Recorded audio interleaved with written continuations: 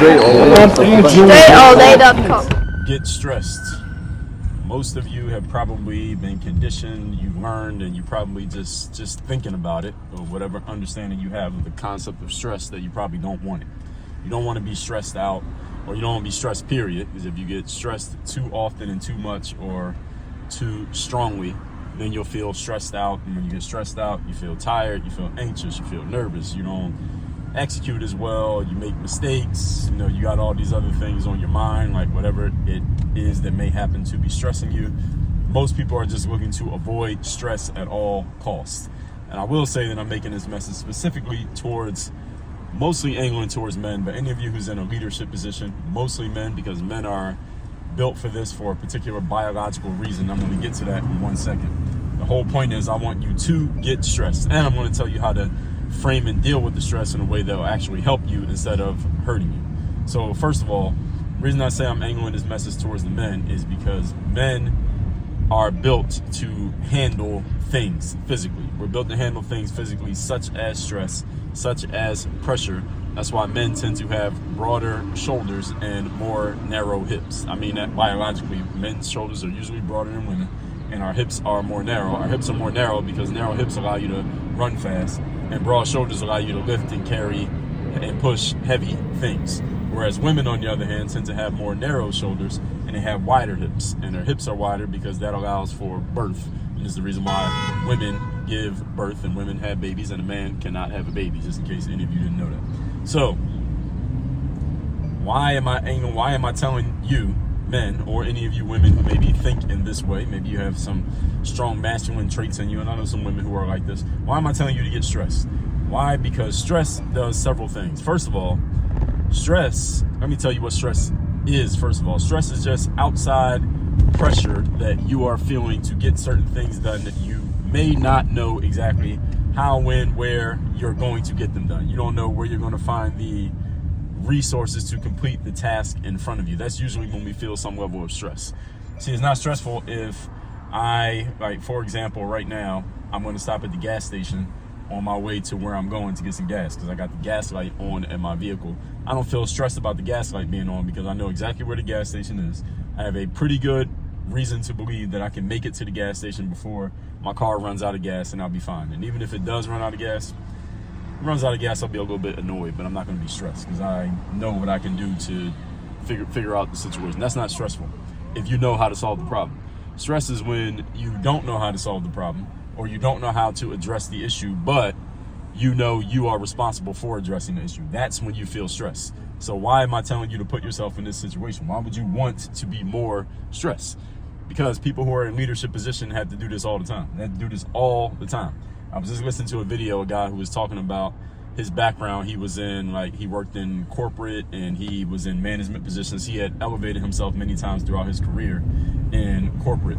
And one of the things that he said is that when he got a promotion one time, he had all these people he was in charge of, and he thought that it was going to make his work easier, but it actually made his work harder because now he had whatever number of people who he was responsible for, and those people were dependent on him performing at a certain level so that they could get their paychecks and take care of their families, and he needed to depend on them so that they did their jobs the right way so that he could keep his position and possibly move up even more, but it created even more stress for him. So when he got that promotion, he didn't get to work less, he had to work more. He had to show up to work earlier, he had to stay at work later.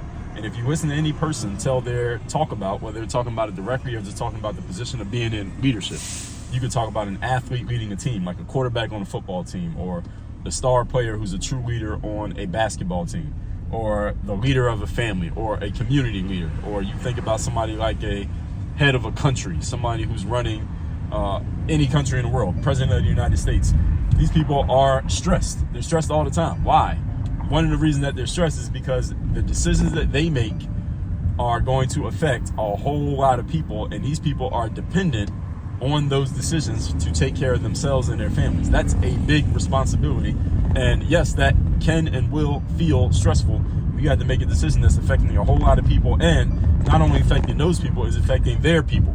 So let's say I run a company and you work for me, the decisions that I make are not only affecting you, but they're affecting your family, because you got to pay your bills and take care of your family with the money you make through working for me.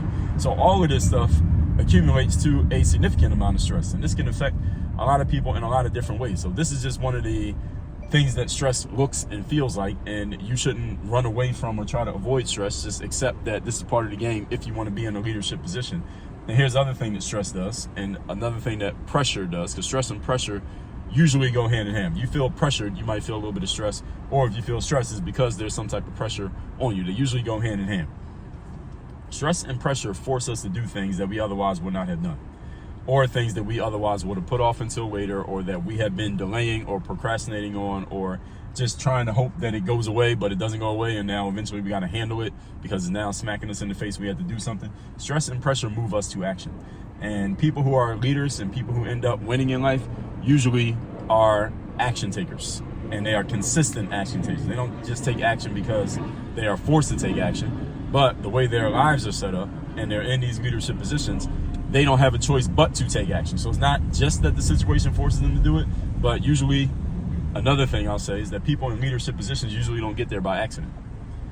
Any of you who's listening to this who's in a leadership position, whether that's in your family, whether you're on a sports team, whether you run a business, whether you are in a management position, or some type of leadership title you have, whether you're a sports team coach, or you are in charge of you got subordinates who work for you at your job, or you run a business and you have 200 or 300 employees, or you're the head of a household.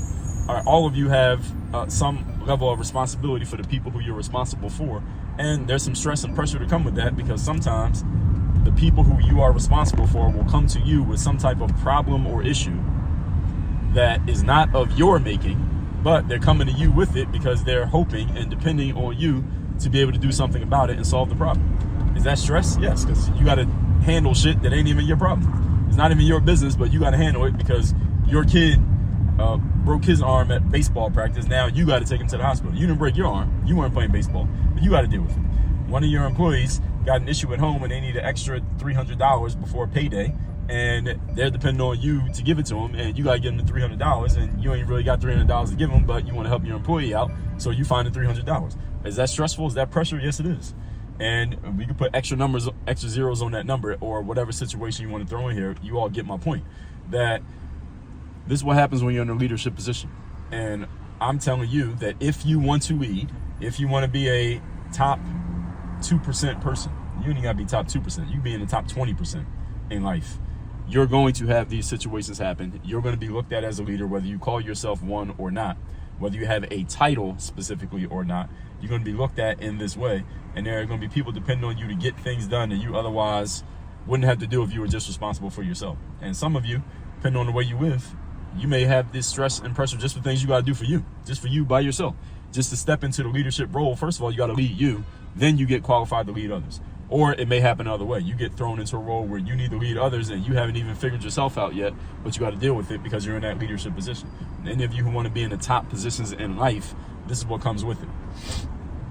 This is part of the package deal, is that you have to deal with the pressure and stress. The package deal of leadership is pressure and stress come with it. So in case any of you didn't know, now you know. Now, I told you I was going to tell you something about how to deal with this and why this is a good thing. So stress, ladies and gentlemen, comes in different forms. There are different forms of stress. There's the kind of stress that most of you are familiar with. This is the stress that beats you down, makes you feel old, tired, slow, feel like quitting, feel like go laying in bed and closing the door and hiding under the covers so you don't have to deal with all the problems in front of you. And the kind of stress that gives you ulcers and heart disease and heart attacks and ages you 15 years before you're supposed to be old. You feel old. That's called distress. All of you are familiar with that kind of stress. Usually when someone says the word stress, we're referring to the negative kind of stress that beats you down that we call distress. Most of you don't want distress. And I'm telling you, the kind of stress that I'm telling you about, it could be distress if you choose to look at it that way. What I'm going to offer you is that there's another way to look at that exact same stress and frame it in a way that's positive. That kind of stress is called eustress. EUSTRESS. And yes, this is a real word. I did not make it up. If I did make it up, I would take all the credit for it, but I didn't make it up. I got to give credit to, the English language and the dictionary for making up this word. Eustress is known as the positive stress. This is the kind of stress that you get when you join a CrossFit class and they tell you to do 50 pull-ups, and the most pull-ups you've ever done at one time is 10. or you go sign up for a marathon and you have barely ever even ran around the damn block, or you hire a coach and the coach has you doing 10 times the things in one day that you're used to doing in a week. So eustress is just a positive type of stress where you are pushed beyond your normal limits, or at least what you thought were your limits, to do things that you otherwise never would have done. And it's challenging to you, but you're willing to do it even though it's hard, because you believe that on the other side of that stress, there are positive returns on investment.